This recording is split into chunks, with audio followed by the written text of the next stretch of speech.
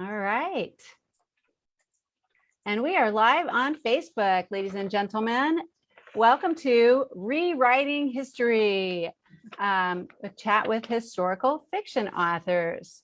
Let me introduce you guys, and I'm not going around because I don't know what order everybody's screens are. So I'll start with Cheryl Joseph is the author of the Botanical Hill Mysteries for young readers. And Louise Bannon is the author of the Old Los Angeles series. Valerie Beal is the author of the Circle of Nine series. Kim Taylor Blakemore is the author of After Alice Fell and other historical novels. And Tim Chapman is the author of the Sean McKinney mysteries. And you all write historical mysteries, historical fiction so well. So welcome tonight. Thank you. Thank you. I want to start with a kind of a broad question for everyone. So pick up and just answer whenever you want. Historical fiction can be set in the past.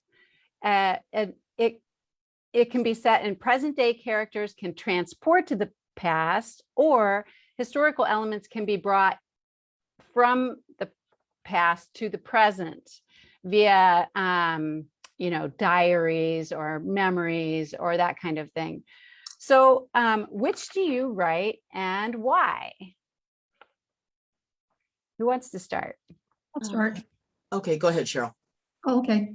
I write historical elements brought into the present, simply because I wanted my detectives to be current day. I thought current day detectives would appeal more to kids, but I wanted to also teach some history. So that was my reasoning. Okay. I've done both. I have a time travel novel that's currently on my blog right now. But I mostly write in the past. Now, obviously, Rage Issues is a contemporary, but Death of the Chinese Field Hands, part of the Old Los Angeles series that's in 1870. I have another series, the Freddie and Kathy 1920s series. That's all in the past. And that's the way things have kind of worked for me. Those are the stories that kind of spoke to me. Those were the characters who got noisy inside my head, which, I have a lot of that. Okay. I tend to write. Oh, sorry, Tim, go ahead. Oh, Right. So the Sean McKinney stories are kind of a hodgepodge. He's a present day forensic scientist, but all of his cases revolve around something that happened in the past. So the chapters sort of intersect. There'll be a present day chapter and then a chapter from the past and present day chapter, etc. mine are set in New Hampshire in the 19th century. So currently the three of them are 1855, 1865, and 1877. And they're all based around certain cultures of the time that, and before lots of forensics. So lots of nefarious things can happen. So Cheryl, unlike you. Well, we have nefarious things happen too, though. In my book. Yes, you do. You do. I combine two elements, really. So I have a modern day storyline with my main character who is learning about her ancestors through a spellbound book of family history. So those chapters play out for her because I use magical elements like movies. So she's watching her ancestors' most important moment in their lives that they want to share with their descendants via this spellbound book. So it's fun for me. I get to write, straight historical in those chapters. And then I get to bring that all to the present day with the modern day character. That's really cool. So let's start with Tim. Are you able to find like original documents, diaries, letters, and newspapers from that time? And how is that how you do, or what other types of research do you do? So the two time periods that I've written about, one was Reconstruction right after the Civil War, and the other one was the 1930s, shortly after Prohibition and the Great Depression. So for the Reconstruction one, I went to tour a sugar plantation in Louisiana that happened to have a diary that was written by a young woman who lived on the plantation during that time period. So that really helped to inform a lot of what I was doing. And then just, haunting bookstores and stuff down in New Orleans. The other one, the characters that I'm using, some of them are real characters from the Ma Barker gang, that gang was actually led by a guy named Alvin Karpus. And he wound up in Alcatraz, where he wrote 2 books about his life. So I was able to use those as well as FBI files to get a feel for that. Interesting. Yeah. Wow. What about you, Kim? Yeah, I love primary sources. And when we traveled before the pandemic, I was able to go to New Hampshire and go through the archives and to different historical societies. And I asked the researchers there, I said, this is the book I'm writing. I'm looking for this material. And they would just come up with amazing things. Like one was a whole series of letters from a woman to her husband from before the Civil War to when her son was in the Civil War and after, just to Wow. see how the period was, and receipts from the time, like very surprising things that you find in archives. I found the original jury trial records of a woman who was in prison with the woman who was in my first book, The Companion. And, finding PDFs of any sorts of contemporary, and I mean that in terms of the year you're writing contemporary, not now.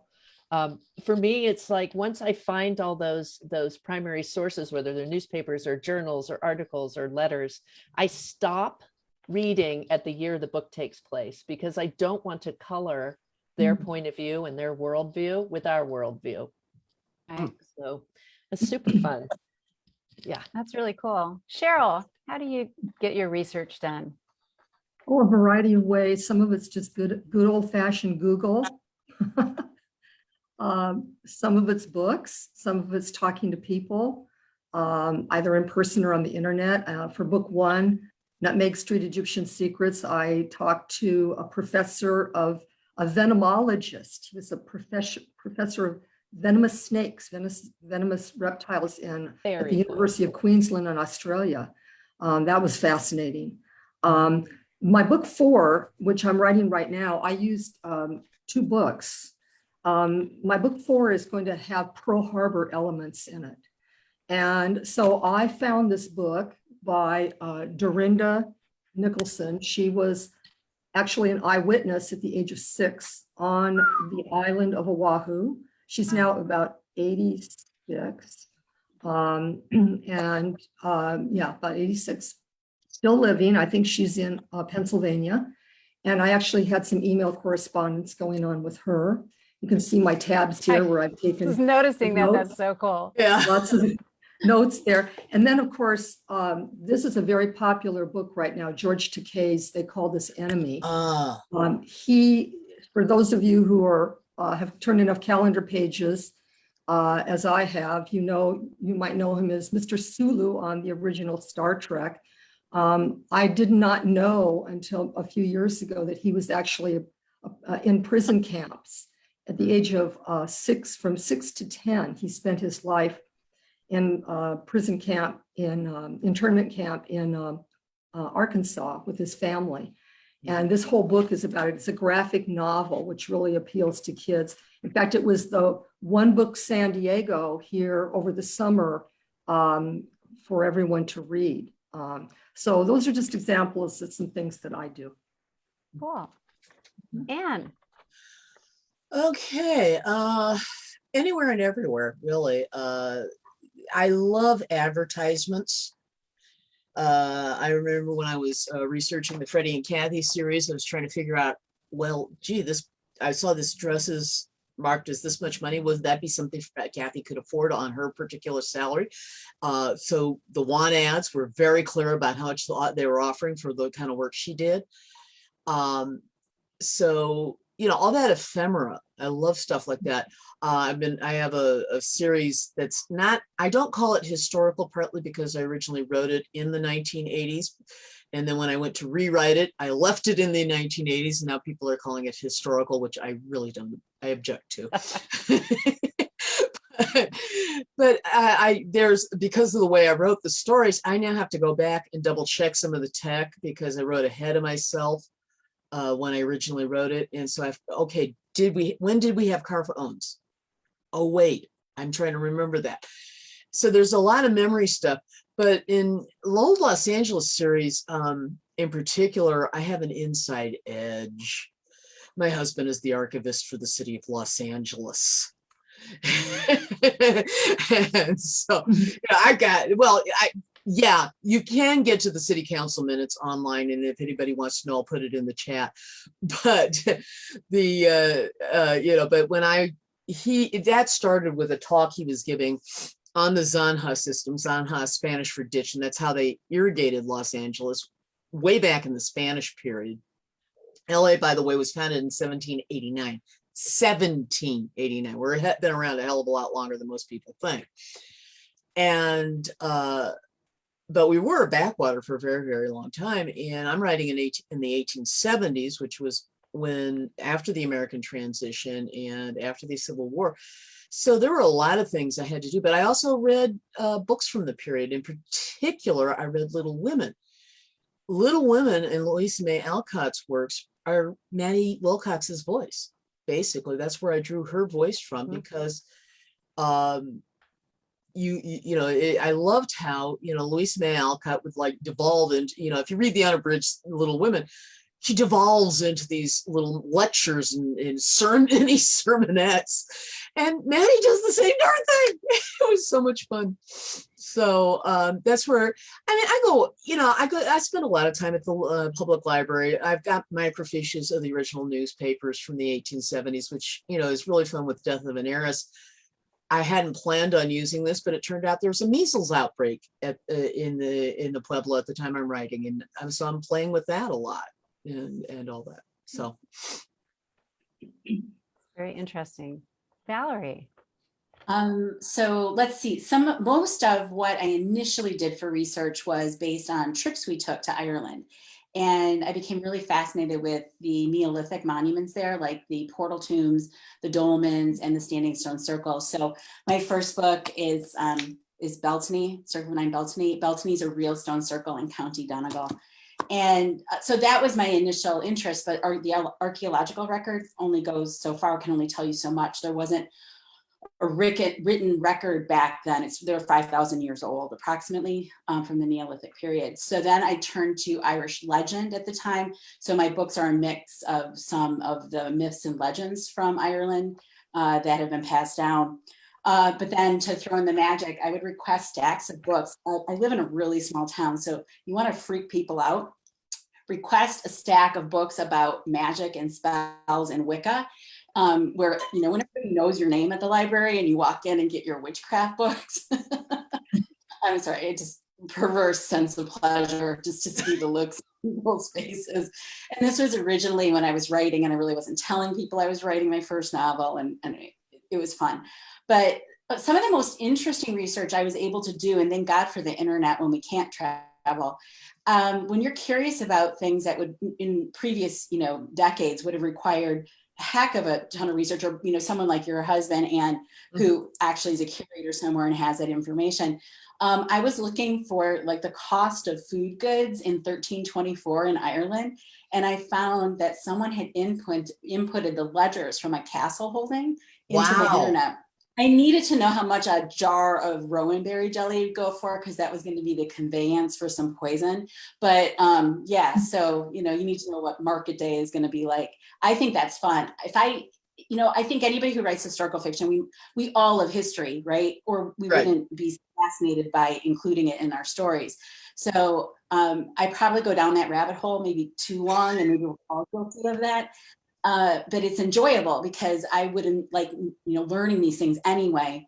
I had a compliment given to me once, and it was, I always learn so much when I read your books about historical periods. So that was a I can take that as my best compliment, I think, ever, that I've conveyed information to. And I'm sure you too, Cheryl, when people tell you that, they're learning things from your books when you're younger audiences, it's nice. So. Yeah.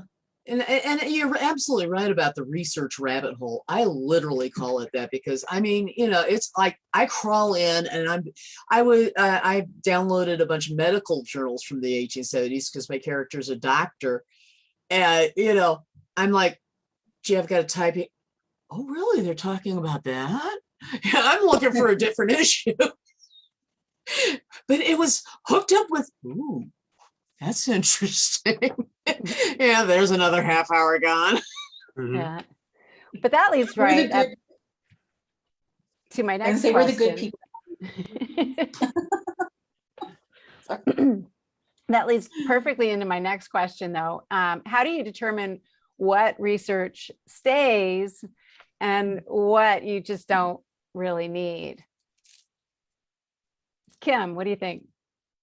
That's a very hard question to answer because I think it also depends on the style of the book. Like for me, I want very telling details. So I'm not looking to like teach someone something or have a ginormous world built, but it'd be like, what are the 3 details in a room that will make people feel like they are in that room in 1855? What are the 3 unique things? So to do that, as all of you know, is like 20 books to be able to get 3 sentences in your novel. And then people go, wow, I felt like I was in the time. I'm like, wow, just like an embroidery on the wall. Okay, that's good. It took me 20 hours to get you that. I remember somebody was joking.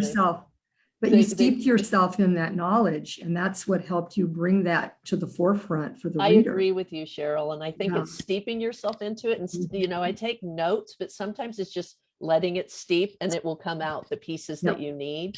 But then I think, I don't know about you guys, but there's that double-edged sword that when I'm finishing a book, I'm like, I don't think I have enough in it. I don't think I've researched enough. I don't think it's sitting right in the right period. You have that little doubt. Should I put something else in? I'll read 3 more books while I'm editing. Yeah, oh no, that's I live in terror. I live in terror that somebody's going to say, no, that wasn't that way. And I've already spotted a few mistakes, which is killing me. But I think beyond that is checking as you write, is it slowing the pace of the story? Are we losing that to be like, wow, I want to talk about the fog in England in 1838, right? Well, no, some guy's running from a murderer. I don't think anyone cares about the fog in 1838. Unless they're gasping from it. But that's your telling detail, right? Right. Yeah. Tim, what do you think? I'm in the same boat as Kim, pretty much. My writing style is really sparse. Yeah, me too.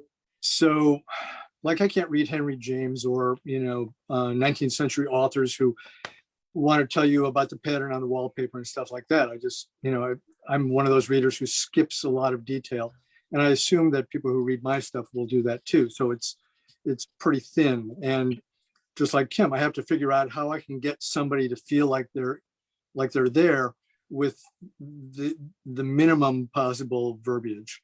And it's tough because well, your books are a lot more action based. Right. Yeah. But the stuff that happens in the past, I want those characters to be real to the reader. And so, having something that grounds them in their time is important. It's just a matter of doing that without putting myself to sleep while I'm writing it. Yeah. Valerie, do you have any clues?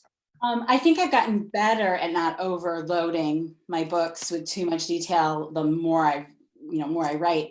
But my books are, they're for teens on up. So when I have beta readers that are teenagers, you better not get bogged down in the details. And right. Like you say, you need enough to make sure that you're grounding the reader in the place or with the character, making them feel real. So I always put too much in, and that's part of my problem with editing, pulling some things back out that are just not essential.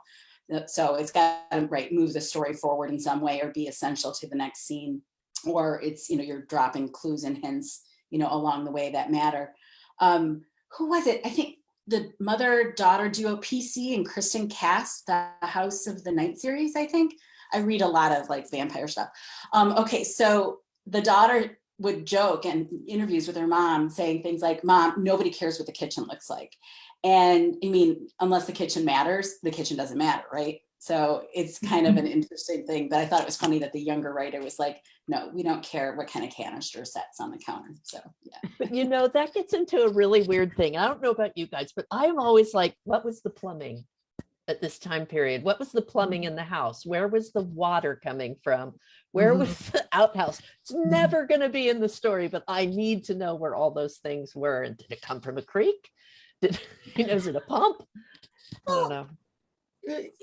Because I Sure, write for go ahead. kids, because I write for kids who might not know some of the history, I do feel like I have to sometimes talk about the Sure. plumbing, Yeah. figuratively speaking. But I also try to make sure that whatever I'm putting in there is in service to moving the plot, developing the Yeah. characters. I try not to do info dumps. You've all reminded me that I need to go back to chapter 1 in my 4th book I'm writing currently, because I think I've done a lot of info dump. I've got to go back and figure out, maybe I can put that in some of that information in chapter 5 when 2 characters are having a dialogue, for example. There are ways to get information across, maybe by something someone's wearing, or a character picks up an object.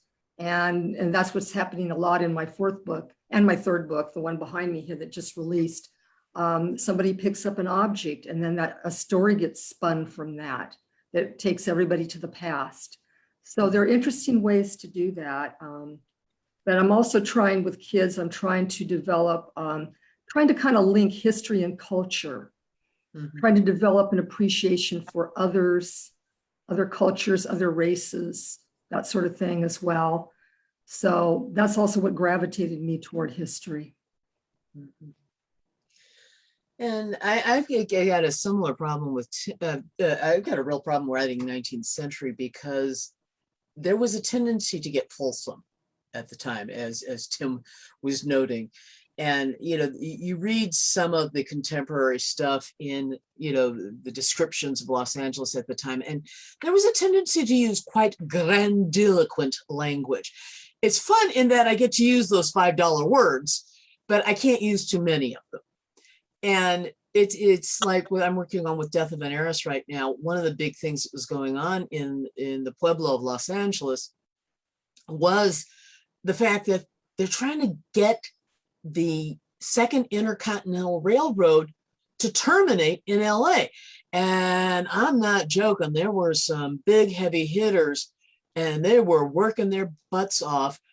Most of them probably had land that the railroad would go over and would have to be sold to the railroad company, for lots of money, and all this other stuff. So, but there's very little of that in the novel, because it's not really pertaining. On the other hand, there's a measles epidemic in the city. My character's a doctor. Guess what she's dealing with?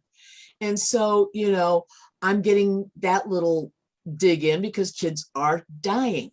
Adults are dying of the measles. Not a lot of them, but some are. And it's, but that's part of what's going on with Maddie. She's dealing with these things day in, day out, day in, day out. And she has to figure out who killed this woman that she really likes. So while I there's a lot I cannot add, but there's a lot that one of the things that gets me is I'll be going along and wait a minute, did that happen that way? Or do I need to, what were they using to cure syphilis in 1870? Mercury, by the way. Yeah. And, what were some of were there any alternative treatments? Oh, wait, there's a homeopath using this stuff. And I've got a character who, one of the other doctors in the Pueblos, I made a homeopath for that reason. So I guess you don't want your readers thinking that they should be drinking mercury. no, it was, and it really didn't help because it No, caused a lot of mercury poison. quite frankly. No, it really did. And unfortunately, because the symptoms of mercury poisoning are very similar to syphilis, Yeah. they were like, oh, well, you guess it just didn't work for you. No, I killed you. Yeah. But you talk about getting down into those details, and then you got to get down into your characters and how they behave, and how did people behave in the eras that you guys are writing about. And that is the most important thing, because you want their clothing to be right, and their mannerisms, and the way they speak, and all of those things. So how do you get into, like, how do you really find out those kinds of details? Photographs. There are a lot of photographs. I have several clothing, especially in terms of the clothing. And again, in Maddie's case, that's particularly important because she is a clothes horse. But you know, I also took a lot of historical I've taken a couple of historical costuming classes because I used to be a theater major. And so I spent a lot of time on an email list called Historical Clothing. I had a lot of fun.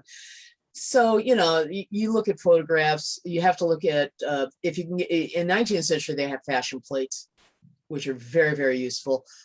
Catalogs, newspaper ads, again, very, very useful. And Valerie, letters. Tim? Yeah, Kim?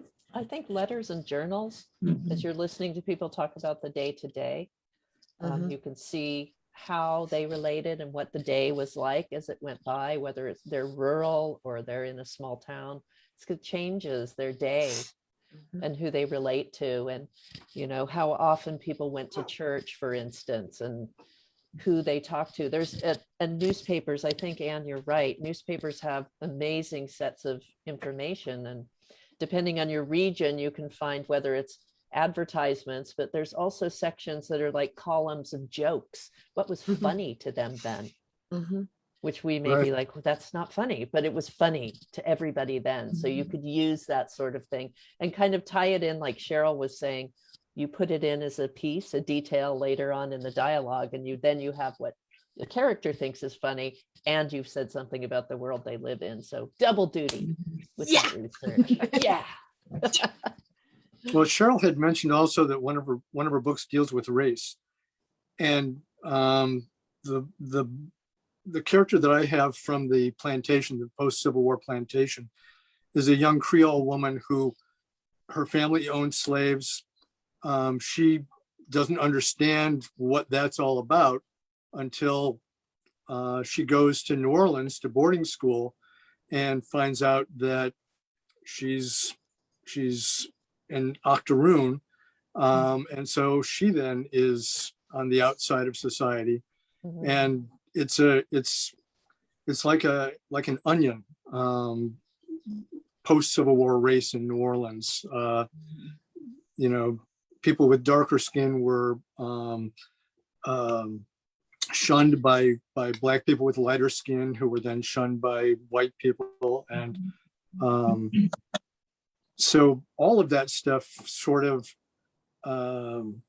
helped to motivate this character. And, you know, all the other stuff that comes along with her dress, the fact that she is in her late teens and early 20s when this is happening, which I think that, you know, I had to make her comparable to late teens and early 20s people today, because they weren't significantly different back then. And also people could relate to them better. So it all becomes like a little stew. I like that. Good, Stu. Any other comments about that? About where you get your how did they speak? You know, I'm thinking like novels written, you know, in the 18th century or whatever era you're writing in. It's got to be hard for you, Val. Well, going back. right. Because the earliest year in my books is 1324. And I picked that year because it was the most famous and really the only real witch trial in Ireland was that year. And so there's accounts of it. Well, and they're rewritten, obviously, like the script and stuff, none of it was, copies of any of the originals. It was just typed in, and I was researching it on the internet. But you get a feel for the formality in which, the speaking, was taking place, particularly in that sort of environment where it was more of a trial type situation. But I have a lot of outspoken women in my book, and they, of course, shouldn't be outspoken in certain eras, or there's repercussions. And so when they are outspoken, they get in, some trouble for that, because the men that are in charge of things in the villages that I write about don't particularly care for that. So where I felt like I wanted to make them a stronger protagonist than maybe the era would have called for, there's the proper repercussions come about. So maybe I slid it in that way. I think about Diana Gabaldon, and she was writing her first novel in the Outlander series. And I thought I read this in an interview somewhere where she wanted it to be a historical novel, but she just couldn't make Claire behave properly. So ended up doing time travel so that it made sense for her to be as, sweary and all that she is. So. Yeah, that's really cool. So what's the most difficult part of the writing process? Cheryl? The most difficult part of the writing, finding time. Yeah, if you really let's get really basic here. Finding time. Getting. For me, it's plot. It's just coming up with my plot, and I mean, I'm being very general here. I don't know how specific you want me to get here, but however you want to answer. I have some plot ideas, and then all of a sudden I'm out walking and something changes, and I have to go back and rework some things. But now that I'm on my fourth book, I've gotten comfortable with that. I've gotten to the point where I figured that's the way it's meant to be. If I leave it the way it was, it's not going to be right. So I've gotten comfortable with knowing that I'm just going to have to change things as I go. Is that specific enough? I'm not Yeah, sure. no, that works. You wanted it more Totally. about historical or? No. I mean, Okay. because for all writers, the process is different. And so Okay. we all have something probably different that is Right. the worst for us, right? Mhm. Yeah. So what is it for you, Anne? In terms of process in general, I don't know. I think the fear of getting it wrong. That just, I'm writing along and I've done the best research I can, but there really isn't much out there on what the Hispanic community in Los Angeles in 1870 was eating. So I'm writing around that a lot. And I'm like, sure. And, and I live in terror of getting it wrong. And I know I have. Yeah. That's what really bothers me is I'm reading this and I've learned some stuff since then, and it's like, and I just, those mistakes will always be there. That's the reality of it. But but having to stop to do some more research because I never know what little detail I'm going to need, it is really kind of aggravating to me too. I think that fear of getting it wrong, and that's part of what that is, because I'm a straight through kind of writer. I start at the beginning. If I get stopped, I'm stopped. It is not going on. And it's just really, really frustrating for me. Yeah. So Valerie, what's the worst part for you? It depends. There's a worst part of every phase. Yeah. So the worst part of, the outline you're plotting. So like, I never thought about this with the first book. And then all of a sudden you're writing a series. Well, you better know where you're headed and where you've been. And so, that organizational, but mainly for me, it's time at the beginning. Maybe it's always time. So, your book just came out. Well, the hardest part's the marketing and being present and on social media or all the things that we're supposed to be doing that aren't writing. I mean, I'm a nicer person when I write. It's a good for me to write for everyone around me. It is a good thing. And there's fewer people in this house now because our kids are getting older. So I impact fewer people when I'm grumpy and not writing. But mainly, yeah, it's time. And it's the push and pull between the different things that you know you should do versus what you'd really rather be doing. And for me, it's always I would rather be writing. I don't know if other people, have that same problem, but we all, as authors, I'm sure, are doing more marketing than maybe we ever really expected we were going to have. Oh yeah. Yeah. So that part's kind of not fun, right? So Yeah. I know we signed up for it because we wanted to write. Yeah. Yep. Or for you guys, maybe because you love research. Yeah. Tim, Well- what's the hardest? Well, I sort of edit while I write rather than putting everything down at once and then going back to it. So like I'll come into a writing session and read what I had written the previous day and spend, a couple of hours editing that before I get to the new stuff. So like today, I tried to write for 3 hours and I managed to get 1.5 pages. So, of new stuff. It's like, I don't know, walking through quicksand or something. Yeah. Tim, I've gotten more comfortable with quality, not quantity. Uh-huh. I used to think, oh, I've got to write so many pages a day and all that, and I gave it up. I'd rather do like what you're doing. I do the same thing. I go back and reread a bit before I go on and I go, what was I thinking when I wrote that? So before I go on, it's like, I want to change this now before I make some Yeah. major mistake, So yeah, Right. I see what you're saying there. I think that's a valid point too, because a lot of writers, especially I find newer writers or unpublished writers, are really worried about word count. I need to get my 5,000 words down today, and I agree with you, Cheryl and Tim. I think quality over quantity for Mhm. sure. But Kim, Well, what's I'm into word count. So Are you? but I have my deadlines are very short. So it's great. I love it because it makes me focus more than if I don't have that word count. Mhm. And sort of a game I'm playing with myself in Scrivener is like, it says I have to do 758 words a day. Well, I'm going to do 1,100 a day. And, Yeah. so it does a thing. But I think the two places that are very hard for me is what I call the swamp, which is the middle of Act 2, which is when things really, really are like saggy, sloggy. How do I get from this mess to that mess? And that's really hard. And it's like, everyone I teach, because I coach and do developmental editing, as I always tell them, just keep slogging. There is another side. You just have to keep slogging.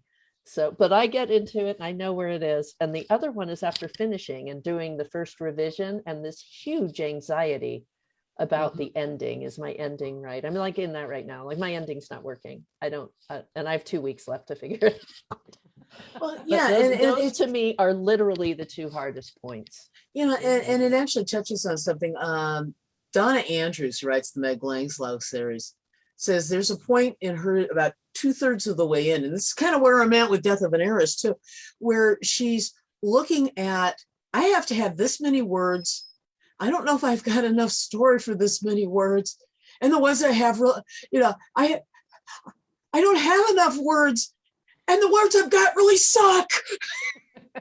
I It's think kind of, you go through that phase where it's just Yeah. like, it's just like I was writing last week, and I had a day where, I'm not kidding, I had to pull every word out, and then I went back and went, this sucks. But then when This you is not clean it up, fun. when you clean it up, the reader doesn't know which day was a beautiful day and which day was pulling teeth. They're not going to know, which is They're like not. so ironic, right? Hopefully. But like when another thing with word count is I make sure that I write 5,000 words over what I feel that the book length should be, so that I have That's- lots of room to cut. Yeah. and That's move. exactly what I'm trying to do this time Yeah. too, and I don't know that it's working for me, but we hope. So that kind of gets into where can you veer, maybe it doesn't, where can you veer off of the fiction and or veer off from the history and get into your fiction, because ideally you're writing fiction, not history, right? So, and how do you connect the fiction to the real stuff? Anne? Well, I've got a character. When I was first naming the characters in Death of a Zanjero, it suddenly occurred to me that LA has street names. Those street names were named after people. What the heck? So there's a Hewitt Street. Well, there's Mr. and Mrs. Hewitt. There's a Glassell Street in Orange County, as it turns out. But so there's a Mr. and Mrs. Glassell and a Mr. and Mrs. Downey. And turns out, I find out after the fact that these were, in fact, real people, except for the Hewitts. I haven't found them yet. But so especially Mr. and Mrs. Glassell, Andrew Glassell was this major muckety muck in town. He was an attorney. He was, he founded a whole neighborhood, Glassell Park. The reason there's Glassell Road in Orange County is he founded the city of Orange. Okay. Wow. This guy owned buku land. He was up there. So then is he the same in your book? Is he that character? No, Okay. no. I have kind of decided that Mrs. Glassell is utterly, and we don't even see him in the first book. He shows up in City Marshal, and I don't remember if he shows up in Chinese Field Hands. He's mentioned in Eris. But nope. I've decided Mrs. Glassell is utterly and totally fictional. I don't know if any of the Glassell children married into Hispanic families, but hers did. And it was very useful. And so they are utterly fictional, even though they are based on real people.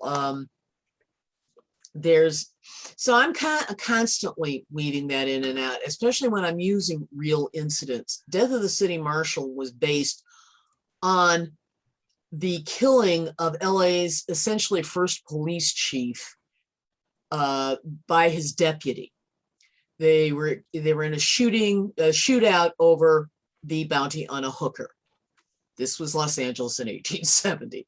I have gotten past the Cabot Cove. I finally found a place where there was enough violence that it's believable that Maddie would have that many murders to solve. It's just, so it's but yeah, it really happened.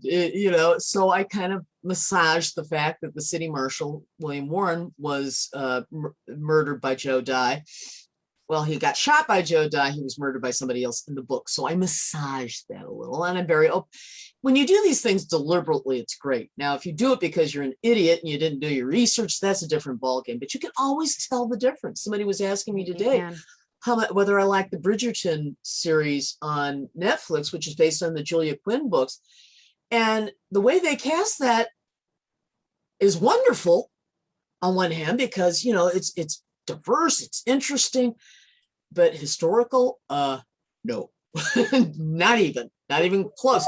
But it was done deliberately, and it works in that respect. Okay. Yeah. I love that show. That was great. Kim, how do you connect the fiction to the real stuff?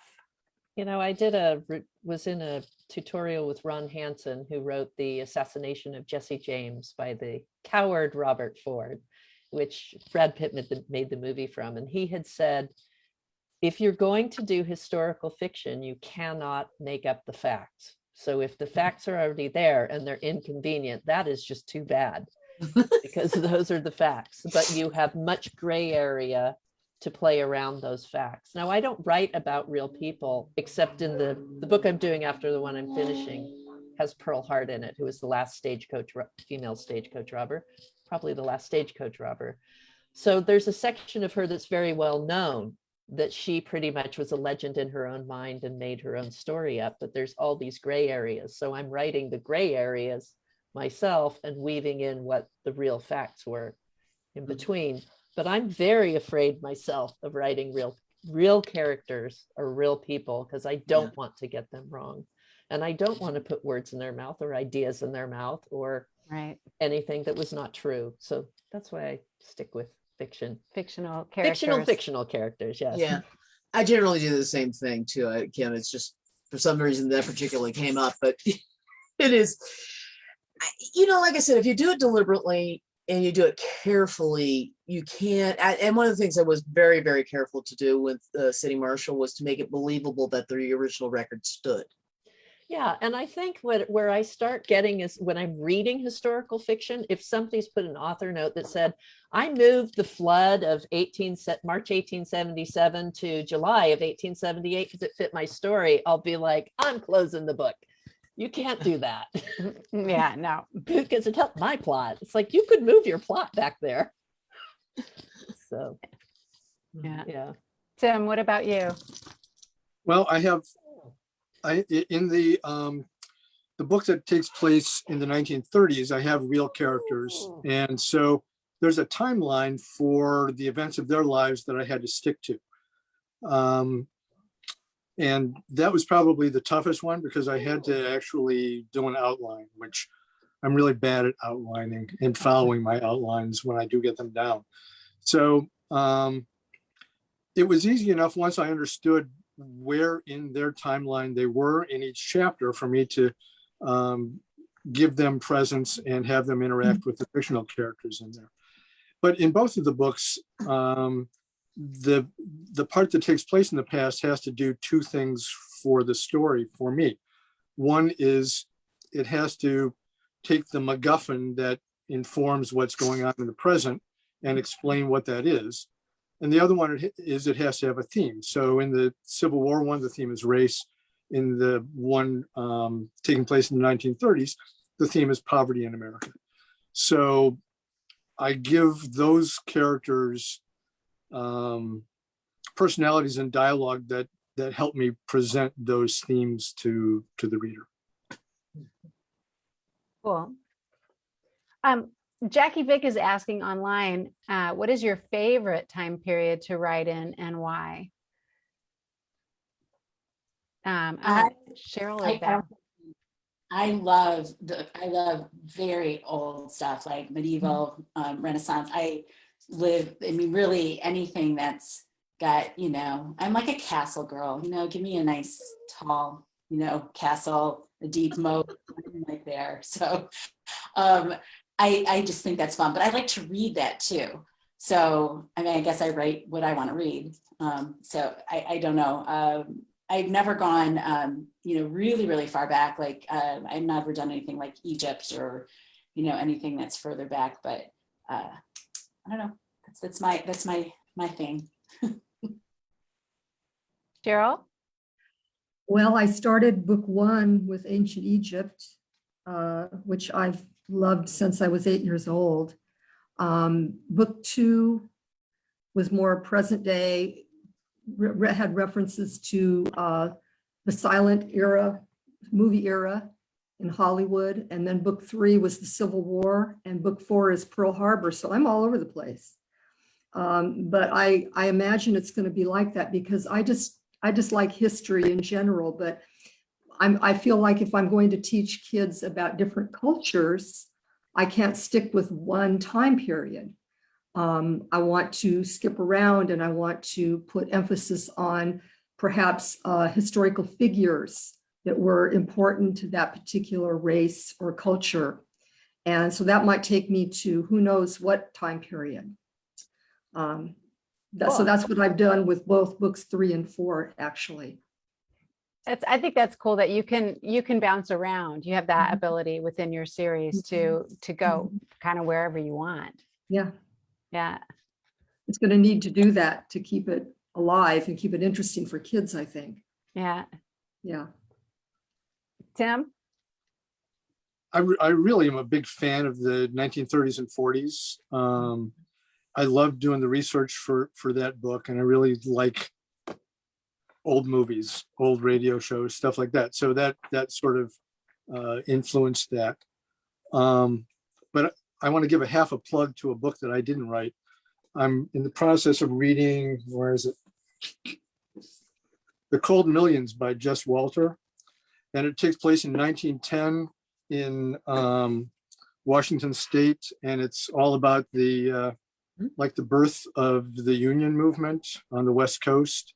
And the characters are really, really interesting, believable, and it's a fascinating read. I think he got that time period right. Like I said, it's a half of a plug because I'm only halfway through. That's cool. Yeah. Kim or Anne, weigh in on that? Yeah, I really like the period from about 1850 to 1910 is probably the biggest. Really interested in that time and in huge amounts of technological change and huge amounts of things like the spiritualist movement, the Great Awakening, the Civil War, the light bulb, the Brooklyn Bridge. All these amazing things happened within those 50 years that can inform pretty much any book there is. You've ever been tempted to write steampunk? Just ask him. I don't know. That would be really, really fun. I think so too. Yeah, I think that'd be really fun. But I think I always get like scared. I'm like, oh, I've read people in that, like they're so good. I don't think I could possibly do that well, you know? So Yeah. Ooh. And You know, the funny thing is, I never thought I'd be writing 19th century. As a period in history, it was just not anything I was terribly interested in. And once I got into LA history and stuff like that, I started getting really, really into it. But I thought I was always going to be into like 17th century England, medieval times, Renaissance. Those were always the periods I was really interested in, sometimes the ancient world. And my first historical series was set in the 1920s, and I fell in love with that era. And I fell in love with the 19th century. And I think my favorite period is just whatever one I'm going to be writing in. It's kind of like, what's your favorite kid? Well, it's just whatever I happen to be writing and whatever the story is. And I fully expect someday I'm going to come out with a medieval mystery. I don't know if I will, but I suspect there's probably. I will read that book for sure. So. What? You'd read that book for sure. What? medieval. Yeah. Yeah. Yeah. Because I love medieval mysteries. Priscilla Royal. Have you read what's his name? Oh God, Sister Fidelma, Valerie? No. 7th century Ireland. Written by Peter Tremaine. He's a Tremayne. He's a scholar too, I think. And oh yeah, the Fidelma books are fun. They really are. So Wow. yeah, that's what I was thinking I'd probably write, but no, I ended up in the 19th century and I'm liking it. Well, what are you working on now? And where can people find you if they need more historical fiction writing advice? You Kim. can always go to my website. I'm just finishing up my third novel for Lake Union. It's right now called The Deception, and it's about a medium and a fraud she hires to help her show be better. That's coming out in October of 2022. So I'm finishing that up in the next 2 weeks, as I said, my high anxiety about the ending. And then I'm working on a book called The Good Time Girls about two dance hall girls on the road of vengeance in 1905. So those are my books, and you can find me at kimtaylorblakemore.com. Awesome. Cheryl. I'm working on book 4 in my Botanic Hill Detectives Mystery Series. It's called Saffron Street Island Danger. And my 4 detectives are going to go to Hawaii to look for a very valuable black pearl necklace that went missing on the day that Pearl Harbor was attacked. It starts out with a man named Mr. Yamada who lives in the city where the kids are. And they are over at his house, and he's 86 years old, and he witnessed the bombing, and that's the day that his family heirloom disappeared. And so he knows the kids are on their way to Hawaii, so he wants them to go over and look for it. So I'll be bringing a lot of Asian culture, Pacific Islander culture in. One of my characters is Hawaiian, so he's going to be in his element over there in Hawaii. So he'll be teaching the kids a lot about Hawaii. And of course, there'll be a lot of Japanese elements in the book as well, along with That's Pearl really Harbor cool. history. Cool. I got one more question from online before I get to the rest of you guys on that.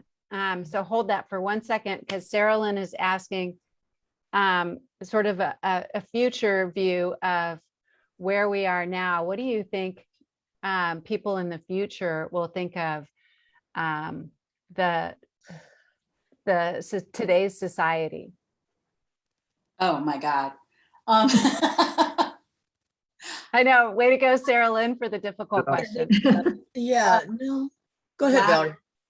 I don't know. I mean, I think that'll be really fascinating. What will people look back on a decade, 20 years, 30, 40, 50 years from now, and look back on maybe how we handle the pandemic and, if in particular, boy, would I love to time travel forward and see how we, look back on this. Wouldn't most of us?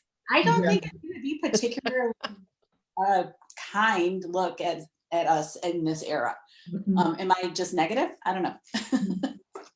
I would like to think they would say, God, how stupid were they? Yeah. And it's not so much that. Mostly, and I have written a time travel novel looking back at us. And my thinking is there are always idiots in every era. One of the things Maddie Wilcox is always whining about, because she's writing from the vantage point of several years after, decades after the events in the book, because she's writing her memoirs as an older woman. And one of the things she says is, we knew so little then. We didn't know about these things. And, she gets really frustrated that they don't know as much then that they know now. And I like to think that things will have gotten better and that we didn't know about those things back then. So that's kind of what I hope. They'll take a kind look at it. What do you think, Tim? I think that the books of the future will be looking back at the past, depending on which tribe the author belongs to, which future tribe the author belongs to when he wrote it. Unless some, benevolent alien presence comes down and says, hey, let's all get it together. I don't have as positive a view of the future as Anne does. We'll throw sci-fi in there, right? Yeah. Be like Fahrenheit 451. We'll have to have human books. Mm.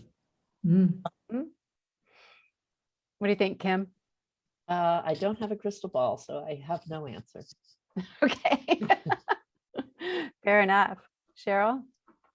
Well, I was thinking, since the pandemic is so, prevalent right now in literature, even there's pandemic literature coming out, that I don't know, 40, 50 years from now, people might be looking back on that and comparing how we dealt with the pandemic compared to 100 years ago, when Right. the Spanish flu pandemic went through.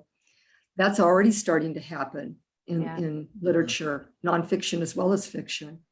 So maybe there'll be some of that going on. God forbid there be another pandemic in the very near future for Right. people to deal with, but that might be a hallmark of what they look back upon for us. Yeah. Our time. I don't know. I'm willing to bet it won't be what we think it is. Right. Yeah. Yeah. There you go. I am willing to bet that much. Mhm. Yeah. Well, Tim, what are you working on now, and where are readers going to find you?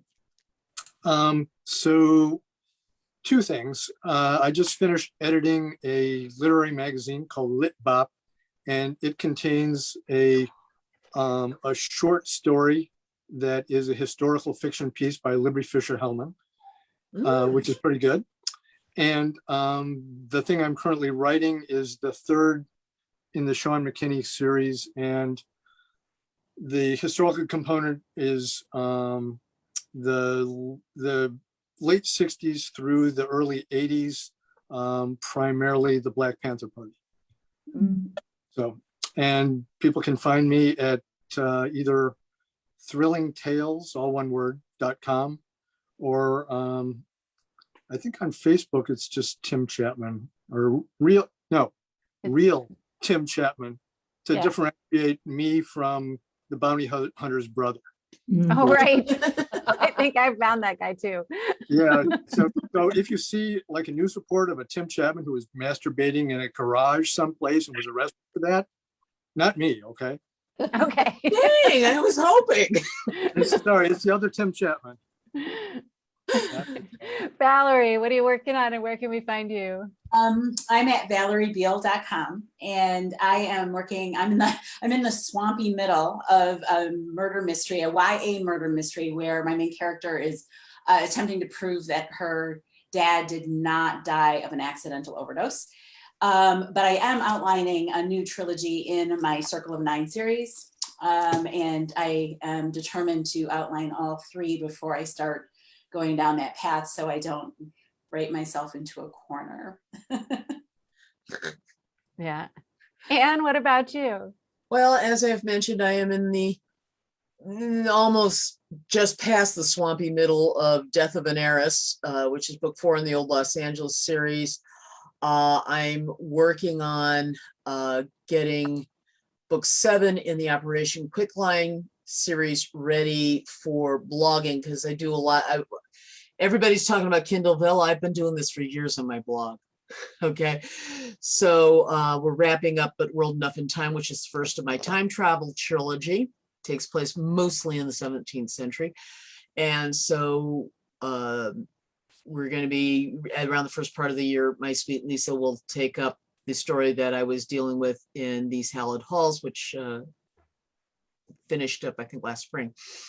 And I'm retweaking and rewriting again that old Cloak and Dagger routine, which is actually the first in the Operation Quicklime series. So I've just got a lot going on. But you can always find me at AnneLouiseBannon.com. Please remember, Anne has the E on the end. I am redirecting, if you forget that, I am redirecting, but I am also on Facebook as Anne Louise Bannon, the fiction page.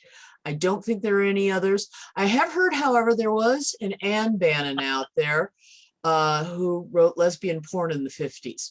It wasn't porn. It wasn't porn? No, it's not porn.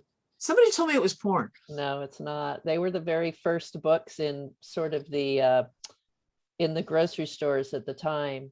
She wrote a character named Bebo Brinker. So if you really want to know about New York in the 50s and that, and the gay and lesbian movement at the time, they're really, really fascinating books. And she's a wonderful person.